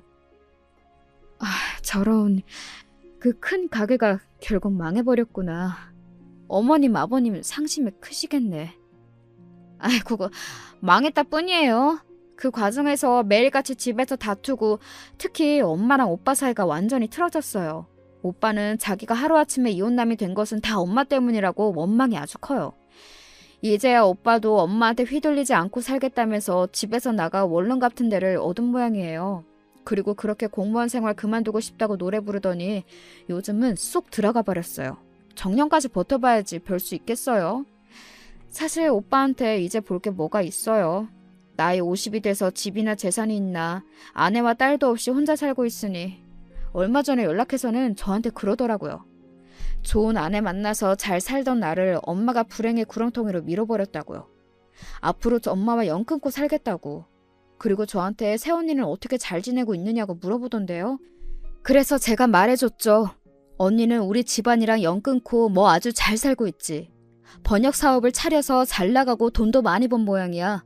속 썩이는 사람 없이 예쁜 딸이랑 둘이서만 살고 강남에 이사까지 갔다고. 오빠는 잘 됐다고 말은 하지만 아주 씁쓸하고 외로워 보였어요. 신우이가 해준 이야기를 들으니 시모도 남편도 모두 불행의 구렁텅이에 빠진 사람들이었고 원망이나 미움보다 동정심이 들었습니다. 이혼했지만 전 남편은 딸이 원할 때면 언제든 딸을 만나러 오고 전에 없이 선물도 사서 안겨주고 딸이 가고 싶다는 곳에 따라가 주었습니다. 한 가족으로 살 때는 딸이나 아내가 이렇게 소중하고 자신을 얼마나 행복하게 해주는 사람들인지 잊고 살았던 남자가 이제 정신 차린 것 같아요. 물론 그렇다고 제가 다시 전 남편과 합치고 싶은 것은 아닙니다. 아직도 그때 제가 당한 모멸감과 배신감은 저를 힘들게 하고 있습니다. 아마 여러분도 저와 같은 일을 당해보셨다면 남자도 시댁도 치가 떨리실 거예요. 앞으로 남은 제 생애에 결혼은 없을 것 같습니다. 지금은 번역을 멋지게 해서 훌륭한 책을 세상에 내놓는 것, 그리고 우리 딸이 원하는 대학과 직장에 가서 결혼하는 모습까지 지켜보는 것, 그 두 가지가 제 바람입니다. 오늘 아침부터 비가 촉촉히 내리는 감성적인 날에 제 사연을 쓰다 보니 어느덧 끝이 다다랐네요. 지금까지 제 사연을 들어주신 구독자 여러분 정말 감사드립니다. 늘 건강하시고 행복하시길 빌겠어요. 안녕히 계세요.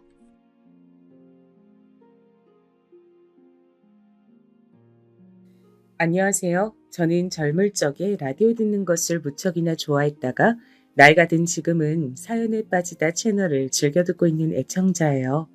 자식을 키워놓고 유유자적한 일상을 보내고 있는 아줌마이기도 하고요.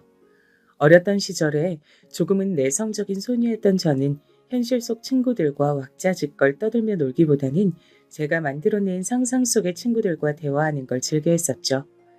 그런 괴짜 같은 면모를 들킨다면 놀림을 받을까봐 꼭꼭 숨기기도 했었고요. 저는 이야기라면 무엇이든 가리지 않고 접하는 걸 좋아했습니다. 팍팍한 현실을 언제든 도피할 수 있게 해주는 요소였고 이야기를 들으며 빠져드는 것엔 돈이 들어가지 않았기 때문이었죠. 다들 어떻게 살아가고 계신가요? 자녀들을 두신 분께서는 다들 형편들이 넉넉하신지요? 제가 일전에 유튜브를 보다가 요즘 청년들이 일을 하기 싫어하는 이유라는 내용을 발견했는데 그 반응들에 깜짝 놀랐습니다. 흔히 부자들은 부모가 자식한테 돈을 물려준다라고만 생각하지만 역으로 가난한 부모들은 자식한테 가난을 물려준다는 개념을 사회가 놓쳐온 게 문제라는 지적들이 있더라고요. 가난을 물려받은 자식들은 인터넷이라든지 유튜브가 발달한 시대에 살고 있어서 남들과 스스로 비교하기 때문에 출발선부터 뒤처져 있다는 좌절감을 안게 되고 패배주의에 물들어 버린다는 얘기였습니다. 그 의견들을 보면서 저도 모르게 안타까움의 탄식이 나왔습니다. 이제는 자본주의가 끝에 끝을 달리고 있는 듯 싶었어요. 유년 시절을 유복하게 보내신 분들도 있겠지만 분명 안 그러셨던 분들도 계시겠죠. 저도 그랬습니다. 돈이 없어서 힘들었어요. 부족함 없이 잘 사는 집들을 보면서 우리 집은 왜 저렇게 못 살까라는 생각을 수도 없이 해봤었고요. 하지만 그럼에도 꿋꿋하게 살아나갔던 것 같습니다. 요새 젊은 청년들은 어쩌면 공감조차 어려울 수 있을 제 지난 이야기를 풀어볼까 합니다. 저는 집에서 막내예요. 어렸을 적에 크게 한번 알았다가 몸이 좀 약해졌었던 오빠, 그리고 언니를 위해 둔 막둥이로 태어났죠. 친정아버지께선 직장에서 일찍 자리를 잡고 꾸준히 일을 해오신 분이었고요. 친정엄마께선 자식들을 돌보고 집안일을 하느라 정기적인 일은 못 나가셨습니다만 간간히 일손이 필요하다는 얘기가 들어오는 식당 등지에 나가서 때마다 돈을 버셨습니다. 어렸을 적 저는 잘 몰랐으나 오빠와 언니가 나중에 해준 얘기를 들어보면 친정 부모님께선 살림을 알뜰살뜰하게 잘 꾸리시는 분들이었으며 장래 계획을 많이 해두기도 하셨다고 해요. 그러했기 때문에 어느 날 갑자기 친정 아버지께서 직장 내 사정상 일을 그만두게 되셨을 때도 마냥 당혹스럽지만은 않았던 것이겠죠. 그래도 거기가 일말의 양심은 있는 곳이었나 보네요. 이렇게 된 마당에 처자식 딸린 사람을 억울하게 모른 척하지 않고 위로금을 챙겨주겠다고 하니 그걸로 미천 삼아서 어떻게든 잘 해보면 될 거예요. 상황이 이렇게 돼서 그저 한숨만 나오고 막막했는데 돈이라도 잘 주겠다니까 감지덕지 하더라고. 무엇보다 규석 엄마, 당신 덕분에 내가 지금 걱정 않고 든든할 수 있어. 당신이 있어서 정말 이럴 때 마음이 얼마나 놓이는지 몰라. 항상 고마워. 밖에 나가서 오만 고생하며 돈 벌러 다녀온 건 당신인데 내가 뭐 힘들인 게 있겠어요? 아무튼 그간 수고 많았어요. 남은 기간만 좀 더 잘 다녀줘요. 그래, 그래야지. 모든 일은 마무리가 좋아야 한다잖아. 비록 나가게 됐지만 마지막까지 내 자리에서 최선을 다할 거야. 내 자식들한테도 그래야 떳떳하고 멋진 아버지라고. 내가 할 말이 있지. 친정 엄마께선 원체 총기가 있고 영민하신 분이었다고 해요. 젊으셨을 땐 더 그랬다고 합니다. 그래서 외가 친척 어르신들은 저희 친정 엄마를 향해 가난하고 우환 많은 집안에서만 태어나지 않았어도 운명이 달랐을 거란 평을 종종 하시곤 했었지요. 그리고 친정 아버지께선 심성이 무척 고든 분이셨어요. 어찌 보면 고지식하고 고리타분하셨습니다. 아무도 보고 있지 않아도 길에 작은 쓰레기 하나 안 버리셨고 길가에 침을 뱉으시는 일도 없었으며 늘 준법 정신을 새기며 사셨지요. 자식들에게도 늘 떳떳한 어른의 모습을 보여주는 게 당신의 의무라고 여기셨습니다. 그랬기에 남은 직장 생활도 꽤 하나 안 부리고 열심히 하셨죠. 어차피 떠나기로 한 사람 얼마나 일을 열심히 하다가 가든 말든 아무도 신경을 안 썼을 텐데 스스로에게 부끄럽지 않다고 하시며 강제적인 퇴사가 결정된 이후에 오히려 그 이전보다 더 부지런하게 출근하셨고 일을 꼼꼼하게 마무리하느라 늦게 퇴근하셨습니다. 그런 친정 아버지를 오빠와 언니는 자랑스럽게 바라보며 컸다고 했고요. 하지만 너무 고든 나무까진 그렇지 않은 것보다 잘 부러진다고 하죠. 제 친정아버지의 고든 심성이 독이 되는 일이 있었습니다. 성실하고 책임감이 강하신 분이었으니 당신의 친가족들을 외면하지 못하셨던 거예요. 친정아버지의 퇴사 소식을 알게 된 친할머니께서 눈에 불을 켜고 달려들었던 겁니다. 예, 제필아.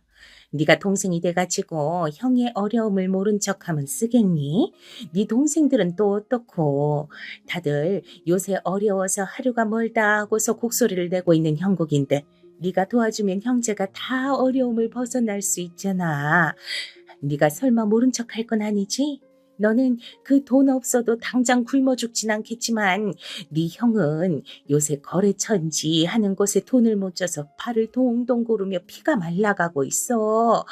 이러다 네 형부터 죽겠다. 저도 그 사정은 알고 있습니다만 어머니, 저희 식구도 지금 그 돈만 바라보면서 지내고 있어요. 앞으로는 그 돈에 의지해서 뭐라도 해보고 먹고 살아야 하니까요. 아, 그니까 글쎄. 그건 나중의 일이잖아. 눈앞에 급한 불부터 꺼야 되지 않겠어? 네 형수 지금 우는 꼬라지가 네 눈엔 안 보여. 얘가 시집 온 지 올해로 15년째인데 내가 온갖 구박을 해도 눈물 한 방울 안 떨구던 독한 것이 이렇게 우는 건 내 지금에 와서 처음 본다. 형수님은 왜 또 울고 그러십니까? 날도 더운데 어머님 여기까지 왜 모시고 와서 이러세요 정말. 이럼 제 마음이 너무 어려워집니다. 친정아버지께서 힘든 내색을 비치셨으나 소용없었죠. 왜냐하면 친할머니와 큰어머니, 친정아버지의 마음을 어렵게 만들고 싶어서 환장하셨던 분들이었으니까요. 그거야말로 두 분이 바라시던 바였습니다. 두 분은 친정아버지의 직장에 매일같이 찾아가서 하소연과 눈물을 토해내셨어요. 누가 뭐라고 하든 상황이 어떻게 되든 성실하게 직장 생활을 마무리 지으시던 친정 아버지셨는데 자꾸만 그런 공경에 처하게 되니 보통 심란해지신 게 아니었죠. 다른 사람들의 눈에 비친 모습은 자기 모친과 형수가 찾아와 눈물로 호소를 해대는데 그걸 들어주지 않는 사람일 테였으니 친정 아버지께서 가장 견디기 힘들어하는 오해였습니다. 당시 큰아버지께서 처하신 급한 상황에 불만 끄고 나면 돈을 갚는 것으로 이렇게 가닥이 잡히고 말았죠. 심지어 친정 아버지께선 그때 반절만 우선 갚으시고 나머지는 천천히 갚으셔도 된다는 놀라운 호의도 건네셨다고 합니다. 문제가 있다면 이걸 친정엄마와 상의하는 걸 친정아버지께서 완전히 잊으셨었다는 것이죠. 친정엄마께선 절대 그만큼 호락호락하진 않으셨기에 만약 상황을 공유받으셨다면 그렇게 행동하시진 않았을 거예요. 그걸 아시니까 친할머니께서 네 처에겐 알리지 말라 자꾸 그러셨던 걸 테고요. 하지만 친정아버지께서 아무리 그래도 이런 방법 없이 독단적으로 그렇게 행동하셨단 건 납득하기 어려운 일이긴 합니다. 이래서 사기를 당할 때 사람이 뭔가에 홀린 듯하다고 하는 건가 봐요. 뭐라고요? 지금 뭐라 그랬어요? 그 돈을 당신 집에다가 홀라당 다 갖다 바쳤다고? 어떻게 그럴 수가 있는데 그놈의 장남이 뭔지 장남을 떠받들고 사시는 노인네한테 당신은 여태까지 수도 없이 당해놓고 또 당했단 거예요? 미안해. 정말로 미안해. 하지만 내가 어머니도 그렇고 형수님이 자꾸만 울면서 찾아오시니까 압박감이 말도 못했어. 너무 괴로웠어. 안 갚겠다고 하는 것도 아닌데 차라리 그 돈을 빨리 줘버리기로 하면 낫지 않을까 싶어. 그렇게 됐던 거야.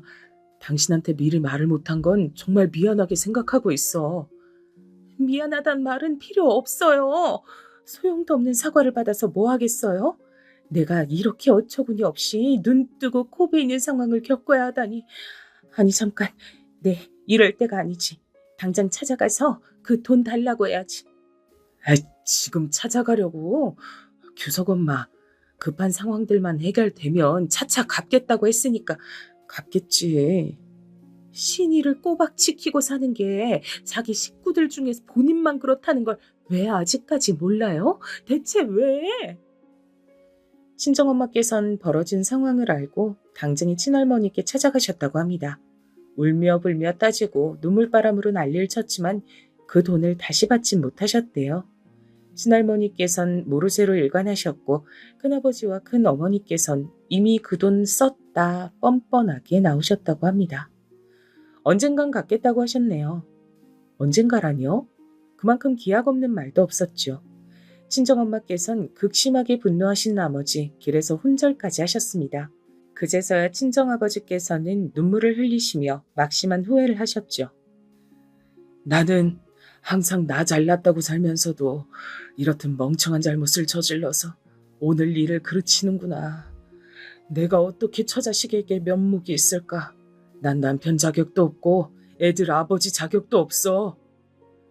친정아버지께선 애써 당신의 친형을 믿어보고자 하셨지만 친정엄마께서 쓰러지신 이후엔 현실을 받아들이셨죠. 완전히 사기에 넘어가신 것이었고 귀중한 돈은 다 잃으신 후라는 걸 깨달으신 후에 죄책감으로 힘들어하셨습니다. 그 돈으로 앞으로 5식구 살아갈 새로운 그림을 친정엄마께선 그려놓고 계셨으나 모든 것이 물거품이 된 후였어요. 그 사건 이후 친가와의 왕래도 뚝 끊겼고요. 오빠와 언니는 친가 사람들을 떠올리기만 해도 그 이후로 이를 갈았습니다. 가난한 형편에 그대로 발이 묶여 살게 만든 원수들이라고 여겼죠. 그래도 다행인 건 저희 식구들끼린 똘똘 뭉쳤단 거예요. 깊은 죄책감에 좌절하고 마신 친정아버지를 보며 친정엄마께선 모든 원망을 접어두기로 하셨어요. 미련할 만큼 우직하고 의가 넘치는 당신이 답답하고 미울 때도 많았지만 그렇기에 내가 애초에 좋아했던 남자니까 부분 죽어서 일심동체인데 뭘 어쩌겠어. 함께 다시 일어납시다. 우리 뭐라도 해봐요. 당신이 항상 그랬잖아요. 자식들에게 떳떳한 부모고 싶다고요. 그러자 친정 아버지께서도 절망감을 털어내셨고 막노동판을 전전하시려던 계획을 철회하셨으며 친정엄마와 함께 수레 하나에다가 각종 먹거리를 실은 채 장사를 다니기 시작하셨습니다. 어렸던 저는 오빠와 언니에게 맡겨두신 채 하루 종일 바깥에 어느 동네이든 전전하시면서 장사를 하셨어요. 그래서 제 기억 속에 박힌 두 분의 모습은 늦은 밤에 서로의 어깨와 다리를 주물러주고 내일을 대비하여 금방 닳아버리는 신발의 밑창을 항상 주의 깊게 살펴보시던 모습들이었습니다. 그렇게 고단하신 와중에도 친정아버지께선 어디선가 얻어오신 각종 신문들을 꼭 보셨던 것으로 기억해요. 세상이 돌아가는 걸 놓치지 않으셨죠. 그래서 호기심 많았던 언니가 이런저런 질문을 던져도 어떤 것에든 답변을 잘 해주셨습니다. 저희 가족의 척척 박사셨어요. 친정 부모님께서 온갖 노력을 다하셨던 덕분에 잠잠하기만 했던 가세가 조금씩 펴지기 시작했습니다. 시간이 좀 지나서는 아담하긴 해도 번듯한 가게를 하나 내게 되셨죠. 여러 우여곡절이 있긴 하였으나 이제부턴 저희 식구에게 평탄한 앞길만 펼쳐질 줄 알았습니다. 이사도 계획하게 됐고요. 하지만 제 친정오빠가 어렸을 적에 아팠던 후유증이 좀 있던 사람이었는데 그래서인지 남들보다 면역력이 약한 관계로 폐에 큰 질환이 생기고 말았어요. 그 말은 막대한 병원비가 꾸준히 들어가게 됐다는 것이었습니다. 그래도 굶어 죽을 만치 어렵지 않을 때 내 자식이 아파서 다행이란 생각이 드네. 다른 게 뭐가 중요하겠어. 내 자식 건강하게 사는 모습 보는 게 가장 중요하지. 병원에 입원한 오빠의 곁을 지키며 친정엄마께선 그런 말씀과 함께 눈물을 글썽이셨습니다. 저는 막내인 제가 어리고 부족해서 가족들에게 민폐가 되진 않을까 그런 걱정을 하는 나이로 자라나 있었기에 친정엄마의 모습을 보며 숨을 죽였습니다. 오빠까지 아프고 있으니 제가 더욱 부모님의 아무런 심기도 거스르지 않는 자식이 되어야겠다고 생각했죠. 부모가 꼭 말로 표현하지 않아도 자식이 자연스레 아는 것들이 있는 듯 싶었어요. 쉽사리 벗어나기 힘든 게 가난이라는 것, 부모님이 땀을 흘려 힘들게 버는 것이 바로 돈이라는 것, 이런 것들을 자라면서 깨우쳤던 저였기에 이상하리만치 강박이 있었습니다. 제가 가족들에게 민폐가 되면 안 된다는 것이었죠. 어쩌면 오빠와 언니가 절 돌보면서 항상 당부하듯 던졌던 말이 네가 말썽 피우면 부모님이 힘들어진다. 그러면 우리 가족이 다 힘들어지는 거다. 라는 내용이었기 때문인지 모르겠습니다. 제가 조금만 때를 써도 그런 말로 저를 달랬기 때문에 지금 생각해보자면 저는 저로 인해 친정 부모님께서 힘들어지는 상황을 미리 겁먹고 두려워했던 소심이 겁쟁이였나 봐요. 타고나기를 성격도 제법 내성적이기까지 해서 친구도 별로 없었고요. 가장 친한 친구는 라디오였고 혼자 저만의 소설책을 끄적거리는 게 유일한 취미였습니다. 이런 저의 모습을 친정아버지께선 칭찬해 주셨고요. 3남매 중에서 제 성격이 가장 좋다고 하셨습니다. 사람은 모름지기 성실하고 착해야 돼. 그게 좋은 거야. 그런 사람이 대체로 바르게 살게 돼 있거든. 하지만 엄마는 저한테 제가 이 다음에 제 밥그릇 못 지키고 살까봐 걱정이 된다고 하시는걸요? 만약 그렇게 되면 어떻게 해요? 내 눈엔 우리 막내 공주님이 똑 부러지게 알아서 잘할 것 같지만 설사 만약에 남들한테 못 이겨먹고 손해를 좀 보면서 살더라도 그게 뭐 어떻단 거야. 정직하게 신념을 지키며 살면 그것으로 그만이지. 그것이 결국은 끝에 가서 승리하는 인생임을 난 믿는단다. 참, 이런 얘기 절대로 네 엄마한텐 비밀이야. 알았지? 내가 너한테 이런 얘기 했다는 거 네 엄마가 알면 난 죽은 목숨이거든. 친정아버지께선 너무 곱게 사시느라 손해도 많이 보시고 배신도 당하셨던 분이었건만 아직도 그 안에는 그렇게 사는 게 맞는 거다라는 인식이 깊게 남아있다는 것을 저는 알 수 있었죠. 좋은 쪽이든 나쁜 쪽이든 사람의 천성이라는 건 쉽게 변하지 않는 모양이었습니다. 친정엄마께서 아신다면 난리를 치실 일이었기에 친정아버지께서 저에게 그런 말씀들을 주신다는 사실은 철저히 비밀에 붙였죠. 저와 친정아버지만의 비밀이었다고나 할까요? 아무튼 오빠의 건강 문제라는 변수를 어렵사리 넘고 나서 친정 부모님께선 다시금 돈을 열심히 벌기 시작하셨고 이후로는 드디어 아담하긴 해도 제법 번듯한 집으로 이사를 갈 수 있었습니다. 그런 집이 생긴 것만으로 저희 가족이 엄청난 부자가 된 기분이었고 태어나서 그런 행복감은 그때 처음 느껴봤던 것 같아요. 형편이 어려운 집안의 장녀로서 정말 책임감을 가지고 열심히 일찍부터 직장 생활을 하며 돈을 벌었던 언니가 수더분한 형부를 만나서 먼저 시집을 갔고요. 이후 몸이 안 좋았던 오빠긴 해도 어떻게든 장가를 들었네요. 부끄럽게도 전 공부와 인연이 없는 아이였지만 친정부모님께서 막내딸이 꼭 대학 졸업장은 땄으면 좋겠다고 해주셔서 전문대를 나왔습니다. 이런 걸 보면 모든 건 시기가 있는 것 같아요. 집안 사정이 몹시 안 좋아서 형제들이 줄줄이 학업을 포기했지만 딱 본인의 때에 학업을 이어갈 수 있어서 형제들과 달리 가방끈을 좀 더 길게 단 경우들이 여러분 중에서도 반드시 있을 것 같네요. 제가 오빠, 언니보다 잘나서 대학을 나온 건 아니었고 정말 감사하게도 상황이 그렇게 돼서 전문대라도 나올 수 있었으니까요. 취업과도 연결이 돼서 무난하게 작은 일자리도 구할 수 있었죠. 집안에서 제일 고생덜한 막내라는 생각을 지니고 있던 전 친정 식구들이 신경 쓰이지 않도록 문제없이 잘 굴어야 한다는 생각 역시 함께 지니고 있었습니다. 결혼도 그런 생각의 연장선이었죠. 3남매 중에서 하나 남은 제가 얼른 결혼을 마저 해치워야 친정 부모님께서 비로소 한숨 돌리실 거라고 여겼습니다. 다니던 직장의 상사분께서 연결해준 남자하고 결혼하게 됐어요.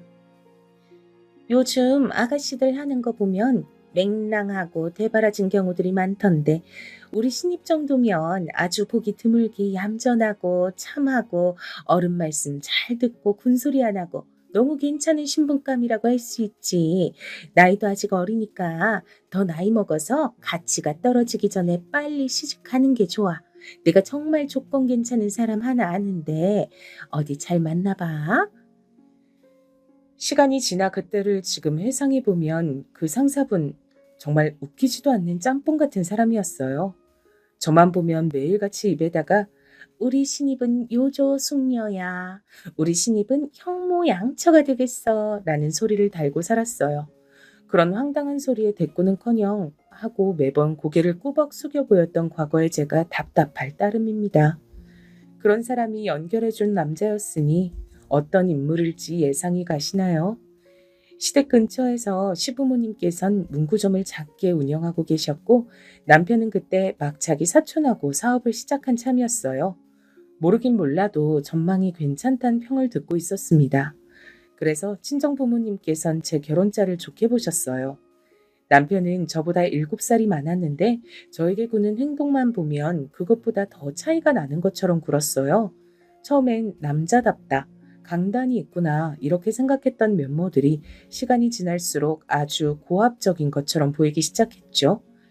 결혼을 얼른 하는 게 낫겠다는 생각에만 사로잡혀서 제가 결혼이란 중대사를 너무 경솔하게 판단한 듯 싶었습니다. 제가 다니던 직장은 결혼한 지 딱 반년 만에 갑자기 망해서 없어졌고요. 그래서 저는 일자리를 잃은과 동시에 그때 제 임신 사실을 알게 됐어요.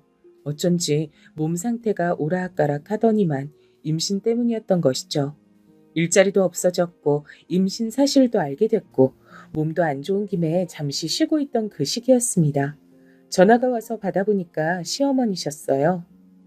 너 지금 어디니? 뭐 하고 있었어? 네? 집이죠. 집으로 전화 거셨잖아요. 내가 지금 그걸 몰라서 묻는 거겠니?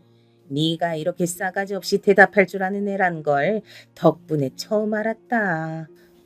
죄송합니다.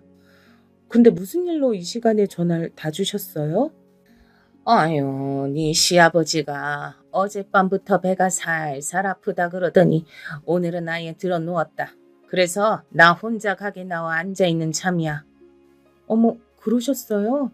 아버님이 혹시 음식을 잘못 드셨던 걸까요? 약은 드셨고요? 병원도 아직 못 갔는데 무슨 약이야? 내가 혼자 가게 나와서 이러고 있으니 아프다고 시덥지 않게 골골거리는 네 시아버지를 병원에 데려갈 수도 없고 아이고 답답해라. 어머님 그러시다면 가게는 잠시 닫아놓으시고 아버님과 병원 먼저 다녀오시는 게 어때요? 제 생각에는 그게 나을 것 같은데요. 네 생각은 그렇다고? 우리 아들은 지금 뭐하니? 네? 당연히 지금 일하러 나가고 없죠. 한참 일하고 있을 거예요. 너는 지난주에 입덧이니 뭐니 떠들더니 지금은 좀 괜찮고? 지난주 때보단 약간 괜찮은 것 같아요. 근데 괜찮은 것 같다가도 갑자기 확 속이 메스꺼릴 때가 있어요. 아이고, 우리 아들만 죽어라 합시고 고생을 하겠구나. 배 아픈 우린 영감도 혼자 가게 나와서 이러고 있는 나도 막막하다 막막해. 영문을 알 수 없는 소리를 크게 늘어놓으시더니 전화를 먼저 끊으셨어요. 그래서 제가 남편에게 연락을 해서 시아버지께서 편찮으시고 그 때문에 시어머니께서 걱정이 많으신 것 같다고 알렸죠. 일 끝나면 시댁으로 가는 게 좋겠다고도 말을 덧붙였고요. 그런데 남편이 일을 마치고 그냥 집으로 왔어요. 시댁에 연락은 들었냐고 했더니 남편의 표정이 내가 왜? 라는 눈치였습니다. 전 당황스러웠지만 거기까진 그러려니 하고 넘겼는데 늦은 밤 시댁에서 걸려온 전화를 남편이 받았습니다. 남편은 별소리 안 한 걸로 봐 상대방만 말을 계속하고 남편은 거의 듣기만 한 듯 싶었어요. 그리고 통화가 끝나자마자 남편이 저에게 다가와서 마구 화를 내기 시작했습니다. 야, 너 뭐 하는 여자야? 그런 상황을 다 듣고도 어떻게 아무것도 안 했을 수가 있냐? 여보, 갑자기 이러면 나는 이유를 모르겠는데? 대체 뭐 때문에 그래? 모른다고? 그럼 심보가 고약한 게 아니라 눈치가 드럽게 없는 거였어? 그 상황에서 어떻게 우리 아버지를 병원에 나서서 모시고 가겠다는 소리도 안 하고 우리 엄마 대신 가게 봐주겠다는 말도 안 할 수가 있었냐?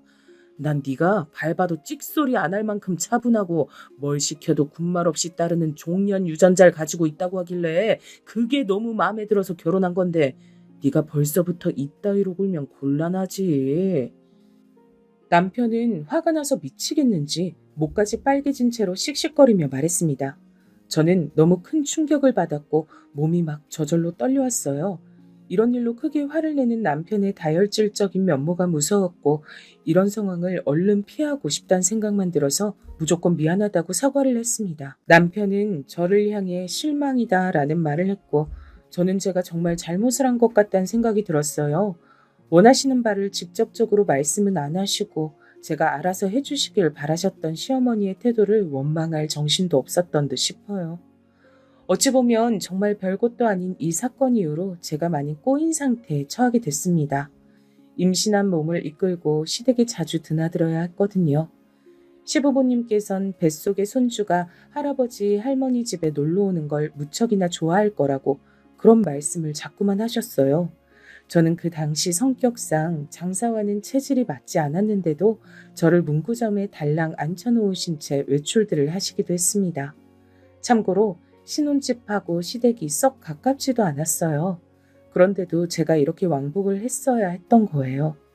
황당했던 건 이미 시집을 간 시누이가 자기 애 데리고 시댁에 방문을 하면 시누는 편하게 놀고 먹기만 하면 되는데 저는 임신한 몸을 이끌고 온갖 그 수발을 다 들며 심지어는 시조카까지 상대해줘야 했다는 사실입니다.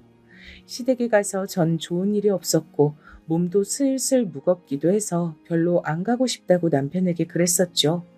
이걸 말하는 것도 당시에 저에겐 나름의 용기가 필요했다는 게 지금에 와서는 우습고도 어이가 없네요. 하지만 남편은 자기 사업장에 와서 일을 돕거나 시댁에 가서 시댁 식구들 뒤치다꺼리를 하거나 양자택일을 하라고 했습니다. 임신했단 핑계로 집안에만 틀어박혀 있는 건 좋지 않다고 하더군요. 그래서 제가 차라리 그러면 일을 구하겠다고 했어요. 그랬더니 그건 또 안 된다네요. 저에겐 마땅한 선택지가 없었죠. 남편이 저에게 다정다감하다든가 좋은 남자였다면 제가 이래저래 피곤한 상황이라도 참을 맛이 있었을 텐데 그렇지도 않았습니다. 어느 날 자정이 다 되어가는 시간이었는데 남편이 고주망태가 되어서 귀가를 했어요. 친구들과 만나서 같이 한잔하겠다고 했던 날인데 남편이 만취를 해서 그런지 친구 2명이 양쪽에서 남편을 부축한 채로 같이 왔습니다.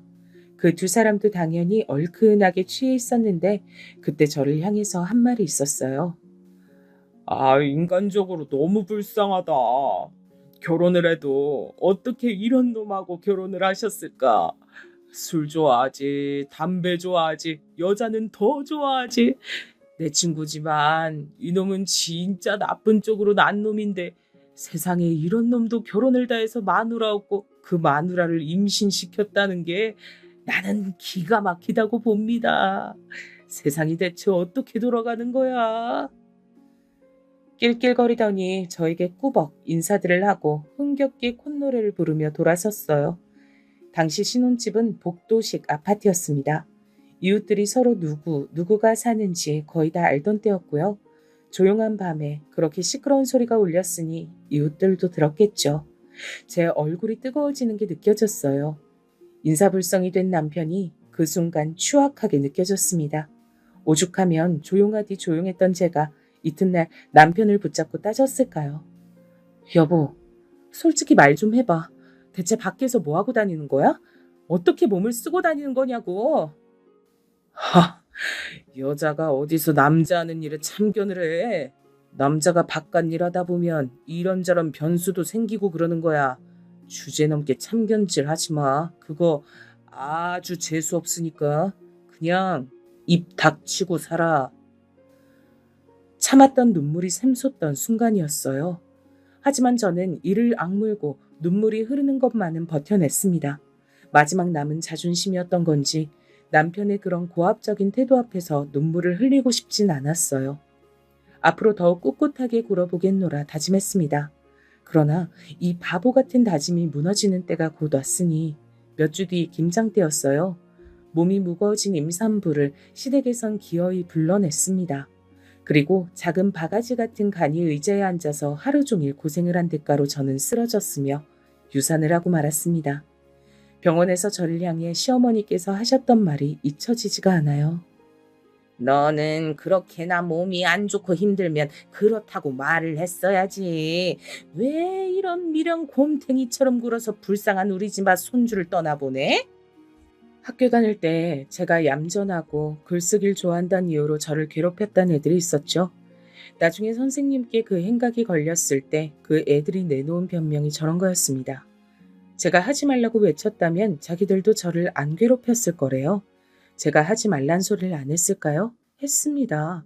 그런데 안 들리는 척 걔들이 그렇게 굴었을 뿐이에요. 시어머니도 마찬가지셨죠. 저 몸이 안 좋아서요. 오늘은 너무 피곤해서요. 지금 너무 힘들어요. 이런 소리 매번 해봤자 돌아오는 것은 질책 가득한 눈빛이었어요.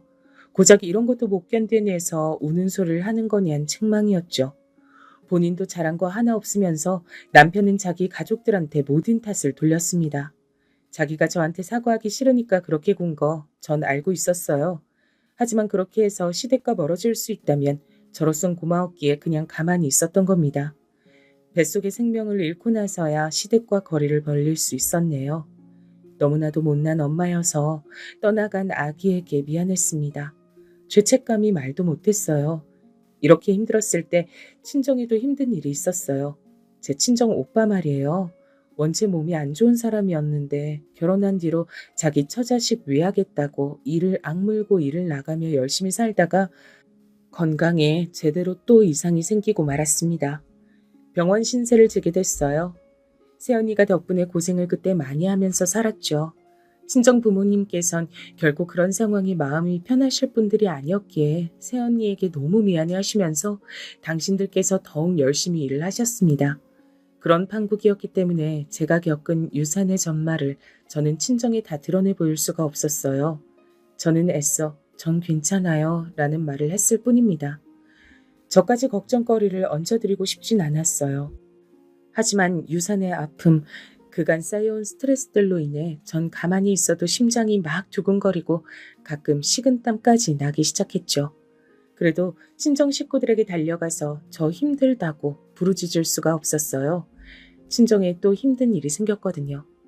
친정 부모님께서 작게 가게를 얻어서 장사를 오래 하고 계신 참이었잖아요. 거기서 일이 터졌습니다. 이웃집 가게에서 위생을 심각하게 안 지키고 작정하고 탈세를 하고 이런 것들을 친정 부모님께서 알게 되신 거예요. 그 가게가 제대로 걸릴 일이 있었다고 합니다. 유통기한이 지난 것들을 쭉 사용 중이었는데 일손을 도와주러 온 그 가게의 친척이 실수로 저희 친정부모님 가게 뒤에다가 그것들을 적재해 놨고 그랬다간 걸린 것이었죠. 친정아버지께선 그런 걸 묵인하실 분이 못 되었습니다. 그 이웃 가게에서는 그냥 눈 감아달라고 했으나 친정아버지께선 손님을 기만하면 안 된다, 시정하지 않으면 다 알리겠다고 응수를 하셨어요. 이웃 가게는 고집을 안 꺾고 버티다가 비양심적으로 장사를 한 게 정말로 소문이 다 나서 장사를 접고 나가야만 했습니다. 창피해서 주랭랑 친 거였죠. 거기까진 좋았는데 얼마 뒤 술에 만취한 그 이웃 가게 사장님이 저희 친정 부모님 가게에 와서는 난동을 부리셨습니다. 그러더니 불까지 질렀어요. 친정 아버지께서 황급히 대처를 하셔서 전소만은 막았으나 가게는 반절이 타버렸죠. 가해자 측은 뻔뻔하게 나오면서 보상해 줄 돈은 전혀 없다고 그랬습니다. 저희만 애꿎게 모든 걸 다 잃었죠. 손해가 막심해서 애써 마련했던 집을 그때 처분해야만 했고요. 가게의 건물주는 저희 친정 부모님을 매정하게 쫓아냈습니다. 너무 힘든 일이 연달아 터지니까 초상집이 따로 없었죠. 저는 몸과 마음이 너덜너덜해진 상태지만 가만히 있을 수가 없었어요. 동네의 빵집에서 판매 아르바이트를 구한다고 하길래 남편 몰래 그 일을 시작했습니다. 그걸로 한 달에 40만 원가량 벌었어요. 그걸 조금씩 모아뒀고요. 친정에 20만 원씩 용돈을 제가 따로 드렸습니다. 남편은 시댁에만 자기가 알아서 용돈을 드렸으니까요. 친정은 제가 챙겨야 했어요. 빠듯한 수중의 돈이라도 관리하며 지내고 있었는데 절 수상하게 여긴 남편 때문에 아르바이트를 들켰습니다. 왜 따로 돈을 벌어? 대체 무슨 사치를 부리고 싶어서? 내가 사치라니. 뱃속 아이 잃은 슬픔을 달래려는 것뿐이야. 그 빵집에 어린애들이 많이 오기 때문에 기분 전환이라도 하고 싶어서 그랬어. 그딴 우울한 소리 좀 제발 집어쳐. 그리고 자빠질 시간 있음 우리 부모님한테 가서 아양이나 떨란 말이야. 아, 그때 제대로 느꼈죠. 제가 힘이 없으니 모든 것에 지고 살아야 하는구나 싶었어요. 그런 때에 친정 엄마께서 쓰러지셨습니다. 사실 여태까지 멀쩡히 버티셨던 게 용했어요. 너무 고생을 많이 하셨으니까요. 저는 친정엄마의 병문안을 갔다가 사무치는 서러움을 마주했습니다. 대체 이게 다 무슨 꼴인가 싶었어요. 그리고 친정아버지가 원망스러웠죠. 왜 이렇게 융통성 없이 사셔서 이 모양 이 꼴을 만드세요? 이렇게 되니까 좋으세요? 속이 시원하세요? 저는 답답해요. 매사에 답답한 제 자신이 너무 싫고요. 이런 제가 아버지를 닮아 이러는 것 같아서 더 싫어요. 저는 친정 아버지 앞에서 한껏 감정적으로 굴고 말았습니다.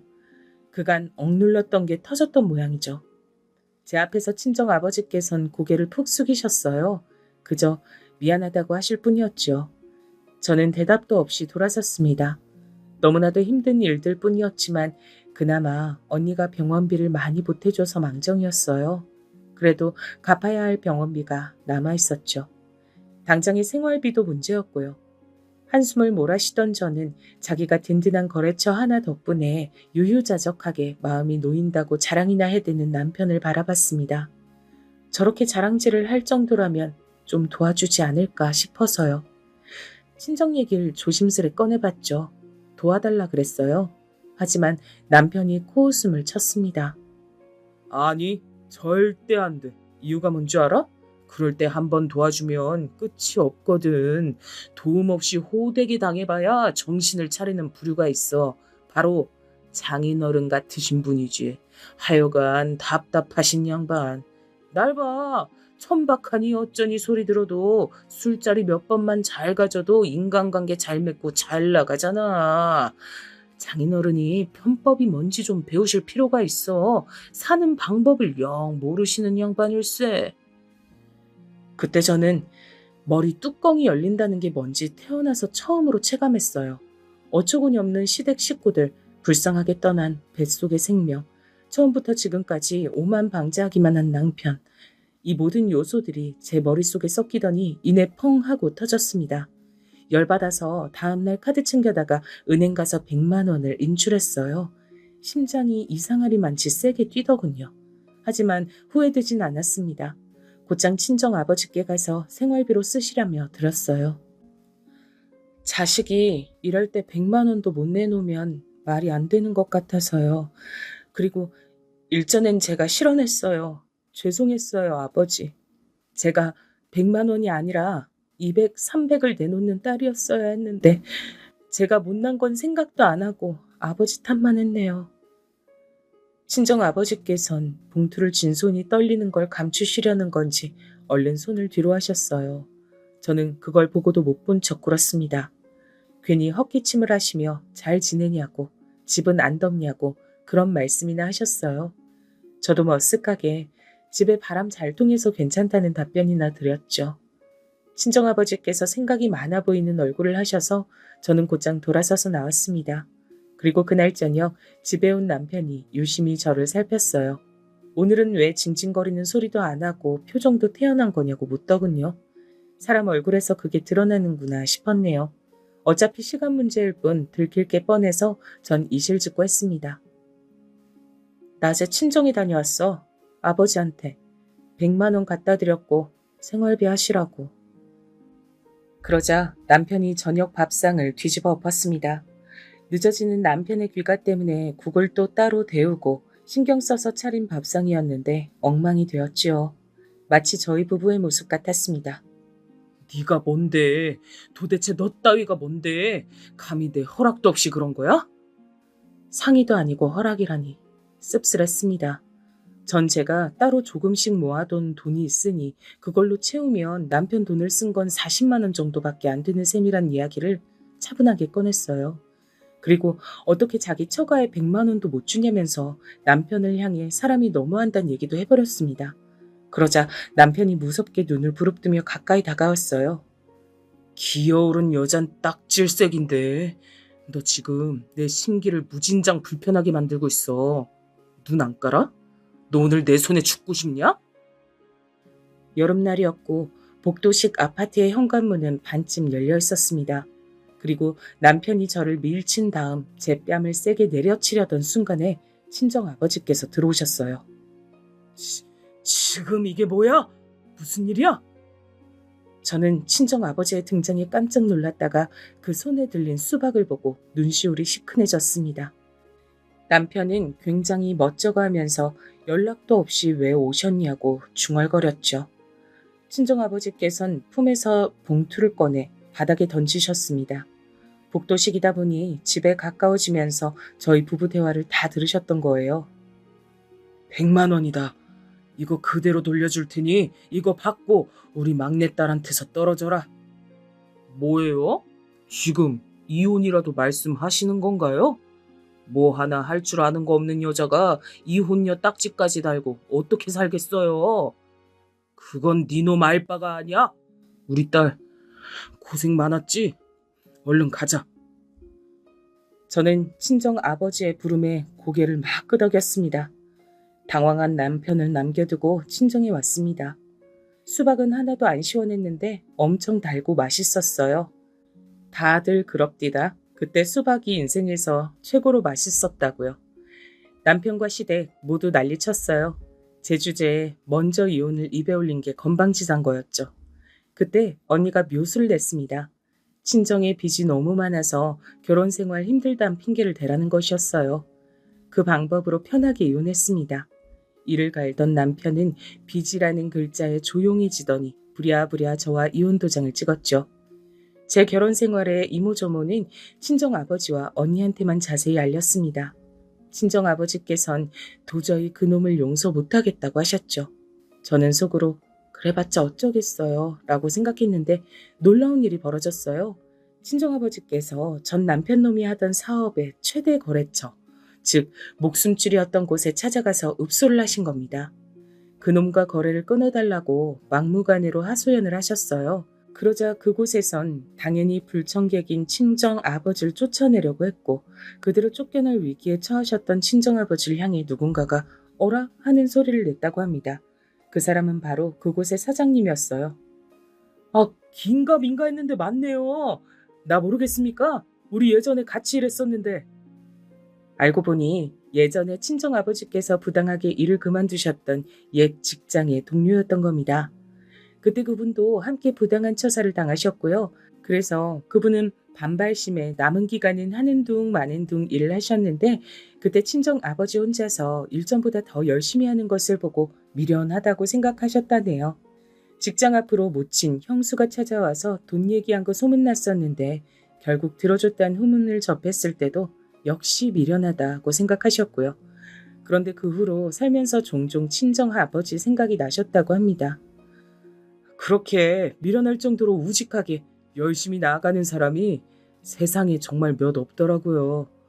특히 사람을 부리게 되는 입장이 되면서 절실하게 체감했습니다. 무슨 일로 지금 이곳에 찾아와 이러시는 건지 내가 자세히 얘기를 좀 들어보고 싶네요. 사장실에서 독대가 이루어졌고 친정아버지께선 제 얘기를 꺼내셨어요. 전 남편 놈이 얼마나 비열하고 비겁하게 자기 사업장을 운영 중인지도 다 전하셨고요. 그러자 사장님이 다 듣고 나서 단박에 그러겠다고 답을 하셨대요. 친정아버지께서도 그저 저를 위해 발버둥이라도 치고 싶으셨을 뿐이었기에 이런 결과를 얻을 줄은 모르셨고 그래서 깜짝 놀라셨다고 합니다. 전 남편 놈이요?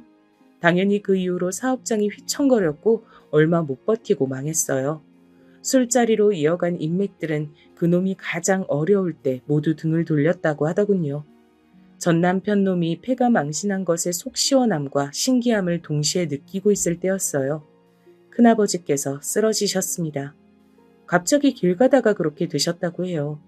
뇌의 혈관이 문제였다고 하는데 수술을 바로 받으셨지만 예후는 좋지 않았죠. 그때 큰어머니가 몸에 이상을 느끼셨습니다. 큰아버지 일로 스트레스를 너무 많이 받으셔서 그런 건가 싶었는데 검사받아 보니 놀랍게도 암이었던 거예요. 천벌을 받은 거라고 큰아버지, 큰어머니 사시는 동네에 소문이 쫙 돌았죠. 왜냐면 친할머니께서도 극심한 치매가 오셔서 시설에 계신 참이었거든요.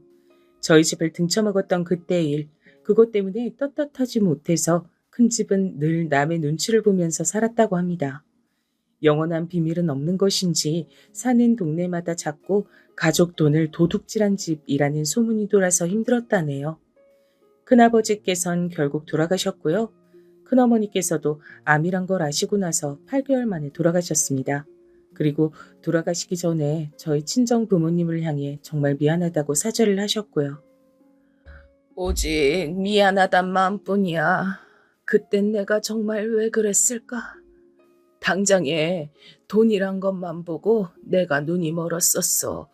항상 속이 얹힌 것처럼 불편하게 살더니 결국 이렇게 암에 걸려 일찍 세상을 떠나게 됐으니 사람들 말대로 천벌을 받은 것이겠지.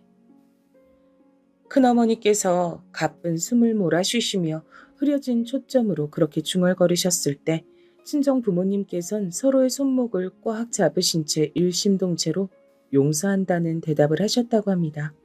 그런데요, 그 이후로 정말 놀라운 일이 벌어졌어요. 친정엄마의 체력이 확 올라왔습니다. 게다가 평생 약하게 살 줄로만 알았던 오빠의 몸이 점차 건강해졌어요. 모두가 말도 안 되는 일이라 그랬죠. 친정 부모님과 오빠, 새언니는 새로이 장사를 시작했습니다. 그리고 장사를 시작한 지 며칠 안 됐을 때 전에 했던 가게에서의 단골 손님이 신기하게 우연히 방문을 해주신 거예요. 그분이 깜짝 놀라시더니 주변에 소문을 잘 내주겠다고 하셨어요.